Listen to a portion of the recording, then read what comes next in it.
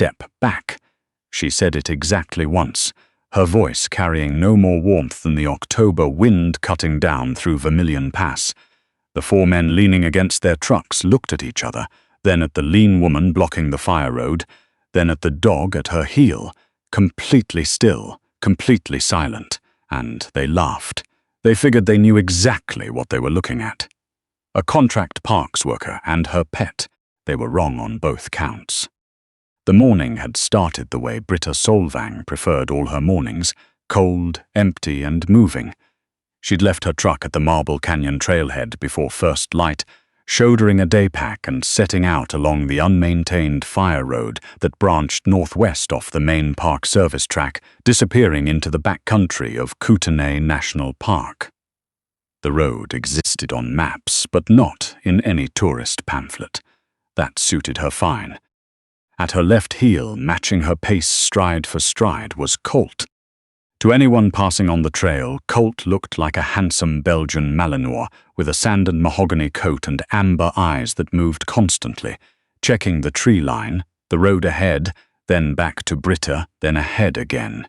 A trained eye might notice the burn scar on his right ear, pale and hairless, or the way his body never fully relaxed, even when there was nothing in sight. Even at rest, Colt occupied space the way a hawk rides a thermal. Effortless, precise, always accounting for distance and angle. He was 7 years old. He had spent 4 of those years operating as a military working dog with Joint Task Force 2, Canada's most elite and most deliberately invisible Special Operations Unit. He had tracked insurgent networks through the Arghandab River Valley. He had located a cache of pressure plate IEDs buried beneath a school floor in Panjwai. He had, on a rain-soaked night outside Spin Boldak, that neither he nor Britta ever discussed, placed himself between an incoming fragmentation device and the 4 JTF2 operators behind him, and taken a piece of shrapnel across his ear that should have done significantly worse than it did. The veterinary surgeon at Kandahar Airfield called it a miracle. Colt had not appeared particularly impressed. He was supposed to be retired now. Warm house, long walks, quiet life. Britta was supposed to be taking a similar kind of quiet. Her Parks Canada contract listed her as a backcountry trail assessment coordinator. That was accurate the way a coastline looks accurate on a map. Technically correct, comprehensively incomplete.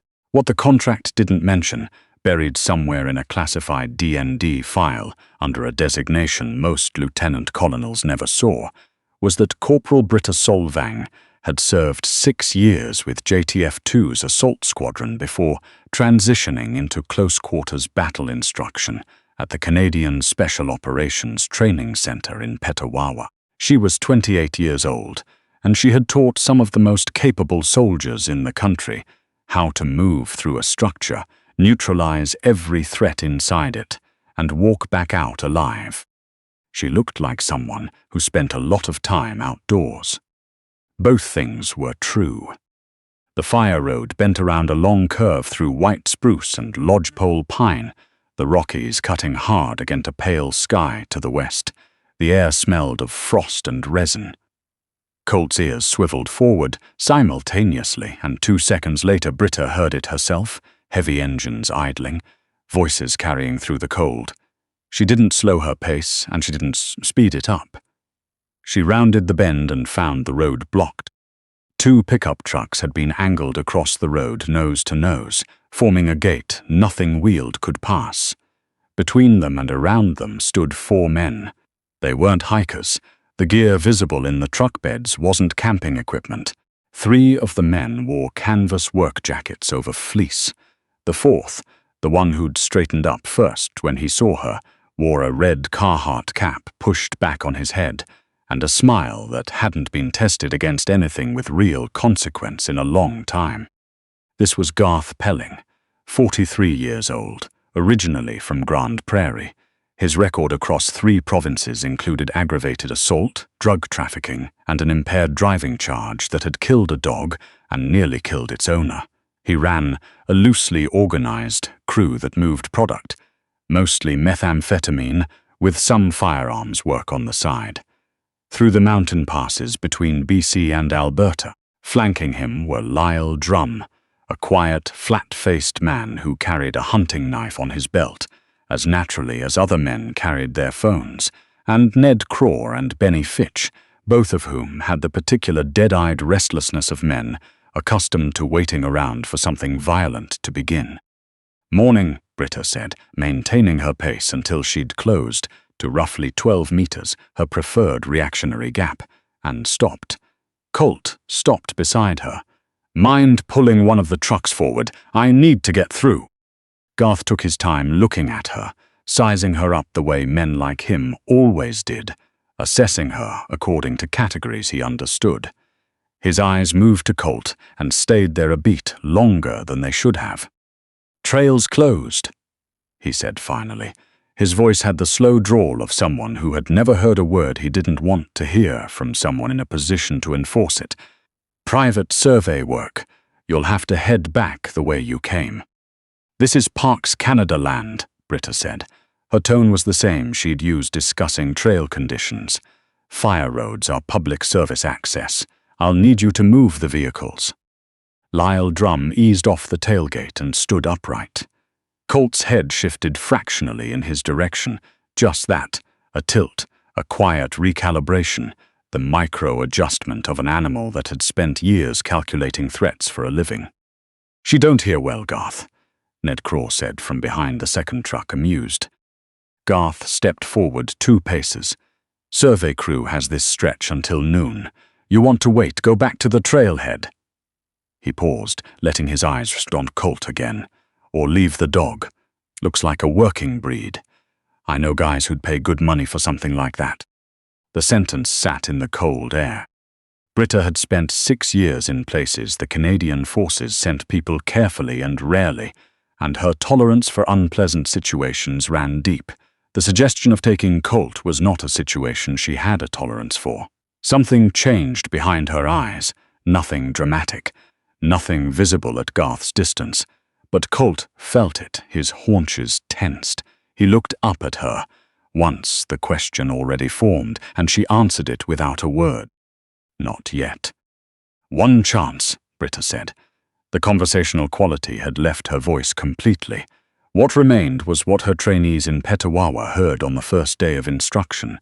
Clear, flat, final. "Move the trucks, walk away, and we all go home without paperwork." Garth glanced at his crew, boys.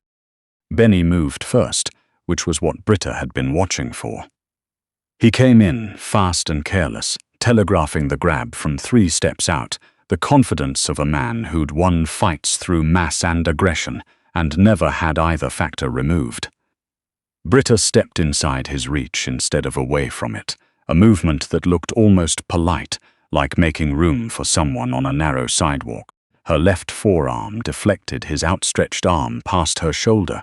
The heel of her right palm connected precisely with the hinge of his jaw. Not a punch, a strike, with the full torque of her hips behind it. The distinction matters in the physics and in the outcome. Benny's head snapped sideways. His knees folded.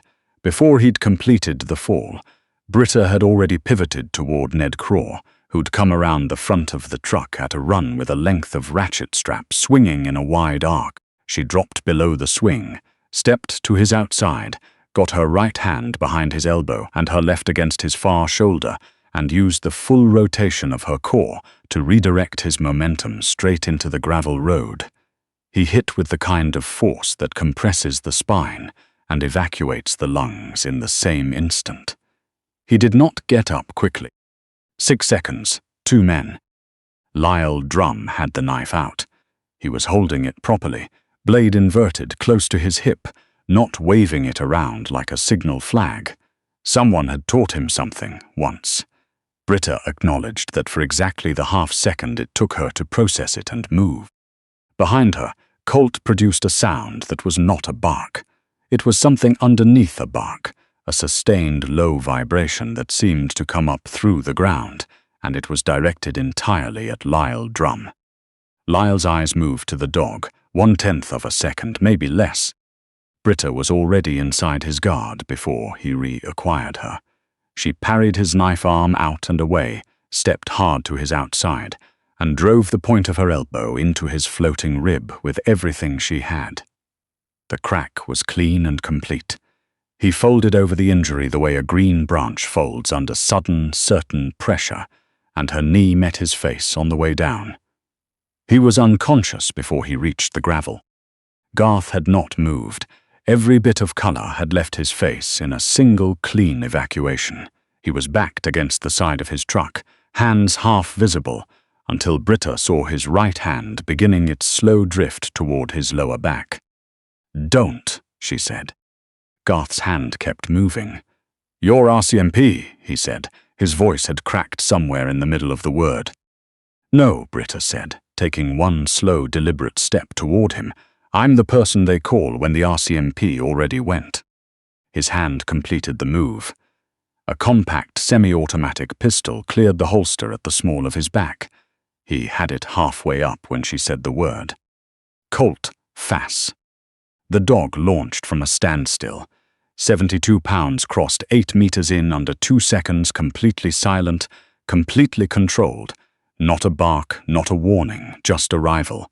He hit Garth center mass with enough kinetic force to fold the man backward over the truck's side panel. His jaws closed on Garth's gun arm, with the measured to hold with total commitment until specifically told otherwise. Not a moment earlier, not a moment later. Garth screamed. The pistol bounced off the hood and fell into the gravel. Britta walked to the truck, picked up the pistol, dropped the magazine, cleared the chamber, and tucked both into her vest.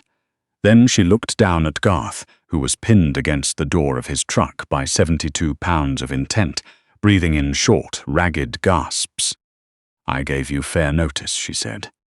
She flex-cuffed all 4 men, Lyle still unconscious, Benny barely tracking, and dragged them off the road and into the tree line.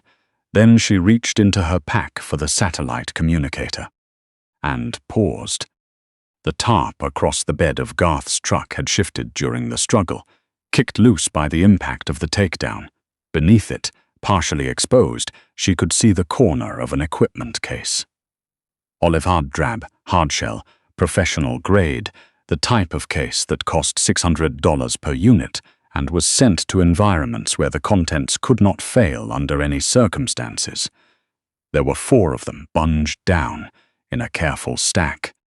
On the visible face of the top case, half covered by a strip of duct tape somebody had tried to use as a disguise, "Property of Department of National Defense." Britta stood very still. She reached over the panel and pulled the tape back far enough to read the full stenciling. D&D, restricted. TACCOM Suite, 44 Sendon C. A tactical communication suite. Military-grade encrypted radio and satellite relay hardware, current procurement value north of $400,000. Not the kind of equipment that went missing on a shipping manifest. The kind that had to be actively taken. She looked at the 4 unconscious men in the brush, none of whom had the organizational reach to plan a D&D depot breach. She looked at her watch, 09:47. She crouched next to Garth, whose hyperventilating had subsided to shallow, frightened breathing, and she asked one question. Who's coming to collect this, and when? It took 40 seconds and very little pressure to get what she needed. A crew, professional, 4 or 5 men, arriving at 10 o'clock to take the hardware. Garth didn't have a name. He had a burner number and a cash advance and the specific understanding that things would go badly for him if anything went wrong with the handoff. Britta stood up, activated the emergency beacon function on the satellite communicator. Not the standard Parks Canada distress chain, but a coded ping to a specific RCMP National Division liaison number she'd held memorized for 3 years, and embedded the D&D serial code from the case in the burst transmission. Then she put the communicator away and looked at Colt. "We have about 8 minutes," she said. Colt's ears came forward. They moved back down the fire road together at a controlled jog, Britta reading the terrain as they went. 200 meters back from the trucks, she found what she was looking for, a granite outcropping above a sharp bend in the road, dense with scrub pine, offering a clean sight line across 60 meters of the approach corridor. They scrambled up and settled into the damp pine duff, Colt flat at her side, his coat sinking into the tawny autumn floor as though he'd been engineered for exactly this kind of disappearance. He had been, in a sense. She checked the pistol again. 6 rounds of 9mm, not ideal, not nothing. At 09:58, she heard the engines. Not hikers, not Park Service. The sound was controlled and deliberate, coming up the road at the pace of people who were checking each bend as they went. A dark grey Ford Expedition, followed by a black Ram 1500 with roof antenna mounts that had no legitimate civilian purpose. They stopped 40 meters short of the parked trucks, and the doors opened with the synchronized precision of a rehearsed movement. 5 men deployed. Civilian clothing, hiking trousers, neutral layers, but they spread into a bounding Overwatch pattern that no civilian learns from any video or manual. They covered a full perimeter, weapons up. Suppressed HK MP5s, compact and catastrophically effective at the ranges this forest offered. One of them swept the high ground with a thermal monocular, and Britta pressed her body flat against the granite, pulling Colt close. The team leader was a broad man in his early 50s, silver-templed, unhurried. He moved with the particular economy of someone who had done this in places where urgency attracts fire and patience keeps you alive. His name was Vincent Sorel, former Master Corporal, Royal 22E Regiment, dishonorably discharged 14 years prior, since converted into a private contractor for clients who paid in cash and had no interest in the Geneva Conventions. "Where's the delivery crew?" Sorel said. His second moved toward the trucks, stopped, looked at the gravel, the scuff marks, the disturbed earth, the absence of 4 men who should have been standing there. He crouched over the dark stain of blood Lyle Drum had left on the road surface and looked up at Sorel without a word. Sorel raised one closed fist. All 4 of his people stopped and indexed their weapons. "Compromised sight," Sorel said quietly. "Fan search, 50-meter radius. Whatever you find in these trees, it stays in these trees. Rules of engagement are live." Britta had counted the rounds in the pistol 4 times now. 6. There were 5 men. At least 3 of them had plate carriers under their jackets. The MP5s could saturate her pine cover from 30 meters and never produce a report that carried past the next ridge. She had run worse scenarios than this in Petawawa. She had run them at night, with rubber ammunition and instructors actively trying to fail her, and she had walked out of every one of them. But training is engineered to be survivable. This was not training. She looked at Colt. He was looking at her, not the men below, not the vehicles, her, patient, waiting. She felt not fear, exactly, but something colder and more useful, a precise, mathematical understanding of what needed to happen, in what order to carry the next 10 minutes to an outcome that let them both walk out of this forest. "All right," she breathed, barely moving her lips. "Let's work." 2 taps on Colt's right shoulder, his signal for independent operation. He knew it the way he knew his own name, understood the geometry from the angle of her gaze and the direction of her weight. He slid off the far side of the boulder and dissolved into the underbrush without producing a single sound. Britta counted silently to 5, then slipped down the back face of the outcropping and moved through the tree line parallel to the road at a low crouch, using a long deadfall for cover. 2 of Sorel's men were sweeping her side of the road, moving carefully through the brush, communicating in short radio bursts. She tracked them through the trees for 30 meters, letting them pull slightly ahead. The further man, large, methodical, sweeping his weapon-mounted light in steady arcs, stepped into the gap between 2 large spruce. Britta crossed the distance in 4 steps. She came in low and behind, her left arm going over his weapon arm, her right hand finding the base of his helmet and pulling sharply backward and down, The MP5 fell. He had a fraction of a second to register what was happening before she applied targeted, specific pressure to the brachial plexus, and his nervous system issued an override command to his legs. He crumpled. She caught the weight and brought him down into the pine duff without a sound, and flex-cuffed his wrists behind him before he'd finished going limp.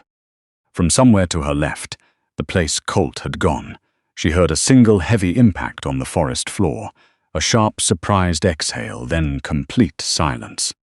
30 meters away, Sorrel had registered the absence of radio traffic from 2 of his people and was pulling his remaining 3 back toward the vehicles, tightening the perimeter around the D&D equipment. Compact, clear fields of fire, hard cover, a professional's response.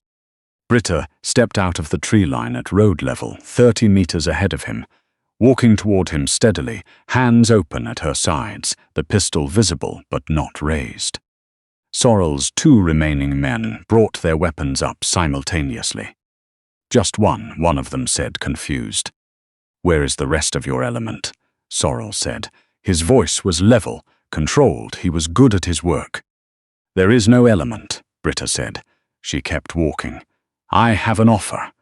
Weapons on the ground, hands behind your head, and we don't need to talk about what happened to your other 3. Sorrel studied her for a moment with something that looked almost like professional respect. Then he shook his head and gave his men a single word. The sound that stopped them came over the southern ridge before either man could tighten a trigger finger. The heavy, rhythmic drum of rotor blades, fast and low. A Bell CH-146 Griffon in RCMP Emergency Response Team, livery crested the tree line with its floodlights blazing white across the fire road, the trucks, and every shadow between them. Simultaneously, around the bend at the base of the road, 3 RCMP Suburbans came in hard with their light bars running red and blue through the pine. A PA voice from the helicopter, unhurried and very clear. "RCMP Emergency Response Team, weapons on the ground, hands visible, you are surrounded."